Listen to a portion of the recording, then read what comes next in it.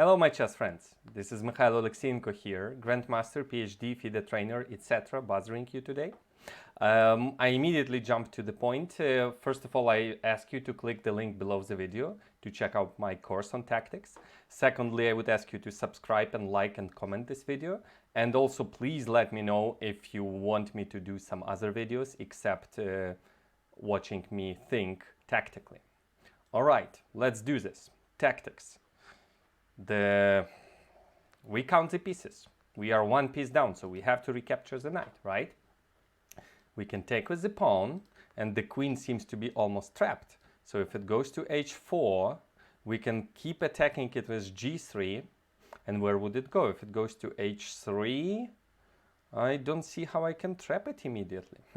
Okay, during the real game, you obviously take with the pawn with a tempo. No questions asked. So maybe just go ahead and jump and do that. And now with queen on h4, we should keep attacking. We have g3 move, and now it occurred to me that rook e4 is another forcing move that wins the queen immediately. g3 logical, but it's not winning. The queen can go to h3, and if bishop f1, queen runs away to f5, and white doesn't seem to be winning it, but rook e4 is winning the queen. So that was it. The task was just to win the queen.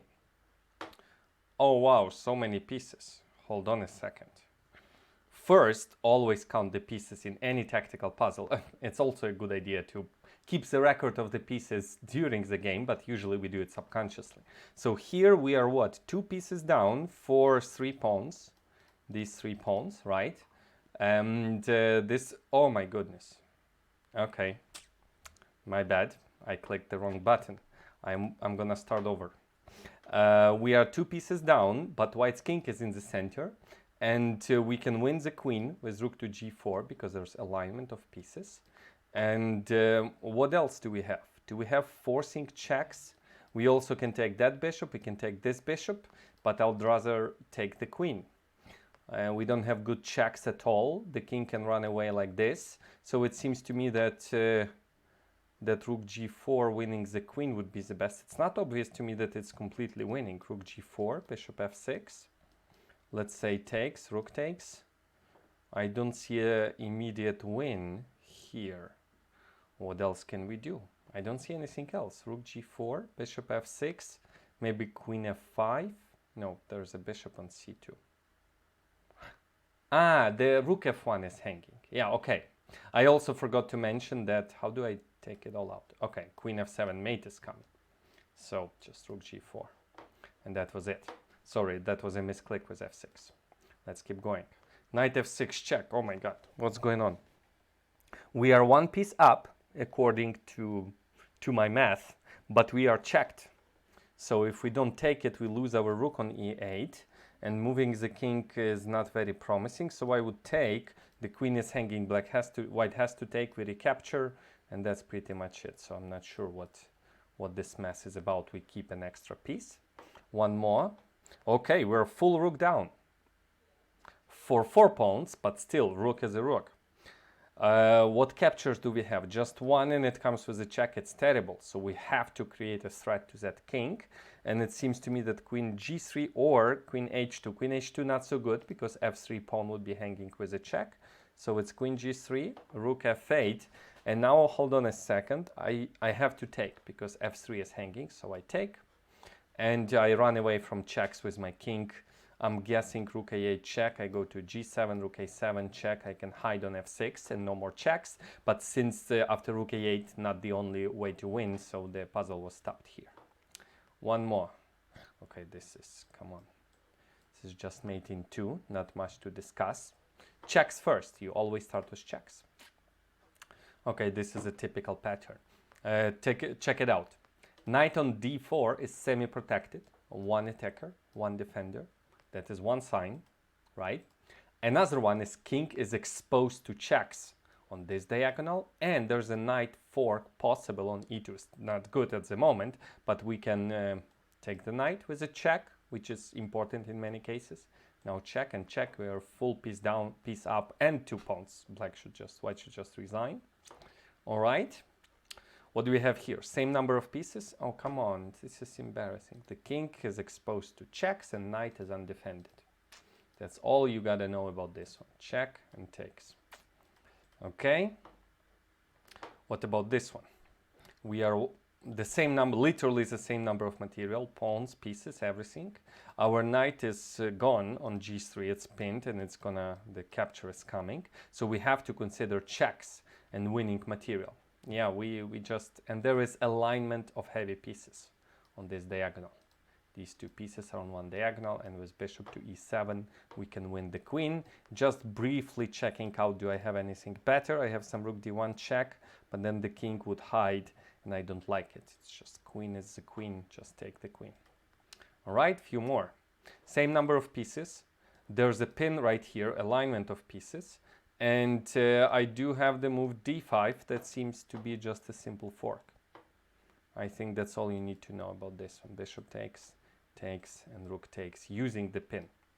Pin was very critical. Otherwise, black would just capture my rook. All right. Oh, what's this? Okay, not much to think. Just recapture. Now, two moves. You literally have two moves, this or this. Everything else just does not make any sense. So, in just simple method of comparison should tell you that you should stop king c2. And now promote. Rook also wins, but okay, queen. Oh, maybe rook doesn't win. Maybe rook does not win. Okay, knight to f3. We are one piece down. Black's king is almost checkmated. So we have bishop b5 check, we have queen b5 check, or we can simply recapture, which is way too slow. So, so bishop b5 seems like a very promising check, including one more piece in the attack, king d8, queen d6 check, and then rook c1. Just keep checking. If you see that you can hunt the king into the middle of the board, oh, come on. That should be enough. All right. What's going on here? We are one pawn down. White has undefended rook. White has backrange problems. White has undefended pawn on b2, undefended rook on e1, a1. Queen and bishop are within forking distance of f5. And actually our bishop on e3 is not hanging because of backrange problem. So I think that's pretty much it. Just f5 should be a winning move. Do we have any other good forcing moves? Like bishop f2 should be winning too, by the way. Bishop f2. Rook has to if rook knight d2 comes with a tempo. Yeah, knight d2 comes with a tempo. That's the problem. So I think we start with f5, and if bishop takes, rook takes, and that's pretty much it. f5, knight a3. 1 second. What happens next? If I move the queen, then my bishop would be hanging. I need one more minute to calculate this one. f5, knight to a3. Let's say if I take the queen, he takes my queen, and I lose my bishop. So I have to move the queen, and then white moves the queen, and to h4. Okay, this is not simple. Yeah, f5. Oh, bishop f5. Come on. Just rook takes. I want to analyze this one because there was an interesting line. f5, knight a3. I was planning queen f7, right? And now where does the queen go? If queen goes to h4, we keep attacking it with g5. Ah, okay, this is even more winning, yeah. And this. If rook takes, it's this and this. I wanted to include g5, but there was no need for that. All right, and the last one. I don't want to bore you with too much tactics. Okay. One pawn up for black, but white has two bishops. What is wrong with white's position? From tactical point of view. The rook is undefended. The bishop is undefended. The bishop on e3 is semi-protected. One attacker, one defender. The king on d3 is exposed to checks from knight, although all squares are protected, or from the rook. And that's all you need to know. Now it's time to consider forcing moves. This is forcing, this is forcing, and this is forcing. That's pretty much all you have to consider. Otherwise, you may be in trouble. The knight is out of the game. So knight f1, there's rook to e2, protecting everything. So, but rook e3 with a simple fork should decide. Check, and the knight is not trapped because if the bishop Can I move the pieces? No, I can't.